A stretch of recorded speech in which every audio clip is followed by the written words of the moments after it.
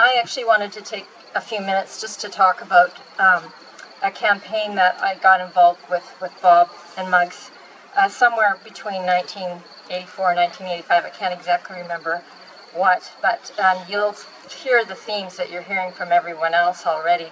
The Vancouver Park Board wanted to develop artificial turf to replace soccer fields in Vancouver, and they thought the best place to start would be in our neighborhood in the southeast corner of Strathcona Park, which was a soccer pitch in the center of a running oval ringed by the most majestic grove of cottonwood trees that you could imagine. Beautiful, I mean, you have such beautiful trees here, but so big that it would take a number of us to join around and go around the trunk of. Anyway, the plan was to get rid of the trees, tear up the oval, and replace everything with one of these turfs. And at the time, Strathcona Park was completely series of playing fields, soccer and baseball, so the neighborhood never really had access to it. It was all people driving from all over the lower mainland, and it used to tick us off to no end, except for that corner. They didn't really like that corner. The field wasn't so great, and it was too green, and the oval wasn't even the right size for a running oval. So anyways, the sports lobby, as we found out, was very, very strong in Vancouver and vocally supported this plan, and the park board passed a motion to go ahead with it. I'd worked on opposing the motion along with Bob and Muggs, so we were just dejected when they passed the motion to put this in place. Cut down the trees and put plastic grass, for heaven's sakes. Still ridiculous, but anyway. And I remember Bob saying, "We're going to fight this." And I said, "Bob, we just lost this." He's like, "We're going to fight it." And Bob was relentless when he decided we were going to fight something. And he started organizing, as I soon found out, orchestrated this whole campaign throughout the city, turf the turf, as he liked to call it, to save those trees. I actually, on the black cardboard, I took some pictures of the trees, but they don't really represent how beautiful they are. Anyways, he went everywhere. He had all of us drumming up support from every corner of the city. So we got the park board to convene a second hearing on the matter, which we were pretty happy about. But military-like precision, we were instructed every supporter of the trees and the natural green space had to be rounded up and got into that hearing. So overwhelmingly, we had a crowd that was in favor of saving the trees, the oval, and the natural setting in this corner of the park. The park board relented, and they scrapped their plan, and today you'll see that the trees are even bigger and more beautiful, and they still exist, and it's this gorgeous corner in part of the park.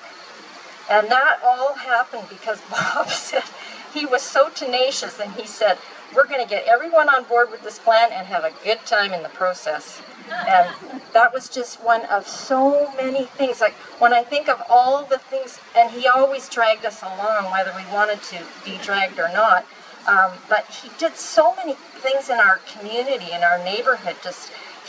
Years after the campaign, he worked with a number of the Strathcona neighbors to redesign that park so there'd be fewer playing fields. And they got a playground put in and a climbing wall for the kids, and more green space so that it wasn't all playing fields. There's still playing fields there, but the design and a skateboard park for the kids to come and skateboard, which is used all the time, still to this day. Every time I walk by there, I think of Bob. I look at the trees, I think of Bob.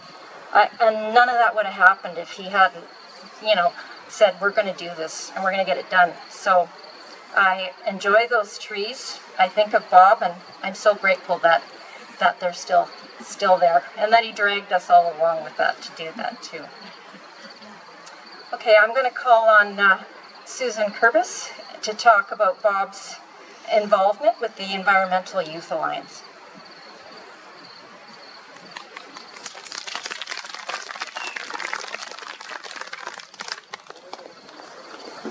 Okay, so many great stories. Here's another one.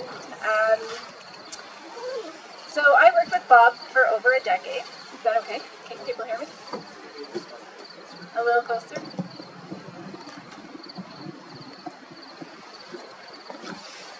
He was on the board of directors with the Environmental Youth Alliance, and you may be curious how a bearded older white guy ended up being on the board of an environmental youth group. Well, it all started when EYA met the Strathcona and Cottonwood gardeners. It was just after Clayoquot summer, and many of our members had been arrested over the summer, and they really wanted to just lay low in the city and try and find some purpose and possibilities to do some environmental work. Well, we met Muggs, who suggested we plant a youth garden on a piece of land the neighborhood wanted protected from the city. The city engineers had these plans to put a roadway through it. And so we thought, wow, that's a great idea. And we knew we had found the woman of our dreams. And of course, we wanted Muggs to be on the board of directors for EYA. But after much convincing, we ended up with Bob instead. What if you had something to do with that, Muggs? No, you gotta take Bob.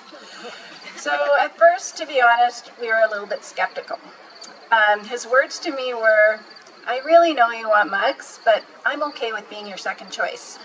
So we always just said it the way it was. And we were like, okay, we're gonna try this guy out. We didn't really know all these other stories that so many people have talked about with Bob, but okay, let's see what happens. So we knew he was a reporter and he was in the business of writing, but we really didn't know if he was good at doing things. And we were a group who loved to do all sorts of hands-on environmental action. Not so much, well, we were involved in the protest movement for sure, but planting things and being involved in environmental research and that kind of stuff. So we did discover he was a man of action. He helped us deal with all sorts of problems that we ran into. He just faced every challenge completely fearlessly. For me, some of the most memorable moments were the work that we did in the cloud forest of South America. A conservation group had solicited our support to come on down with a group of strong young people for some really, really tough field research projects in very, very remote areas where it was physically extremely demanding.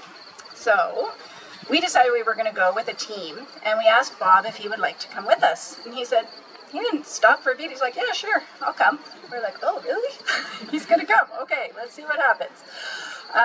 Although he was much older than the rest of us, he not only kept pace, he set the pace. The work was extremely physical and not without danger due to the many snakes and spiders that frequented our research station. On one long hike through the bush, Bob went for a terrible tumble down an embankment. This was when I discovered he bought the cheapest shoes possible at Army and Navy.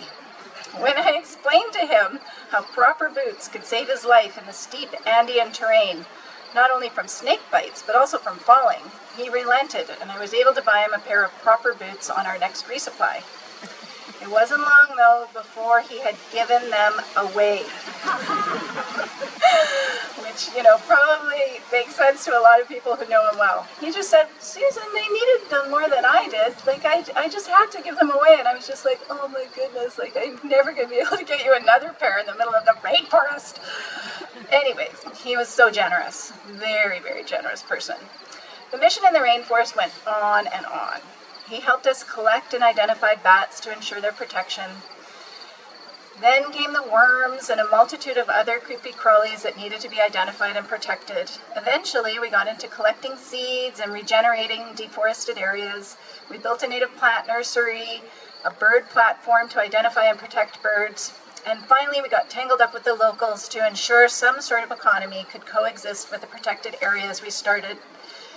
So our projects with the locals included ecoforestry, permaculture, and a slew of other initiatives.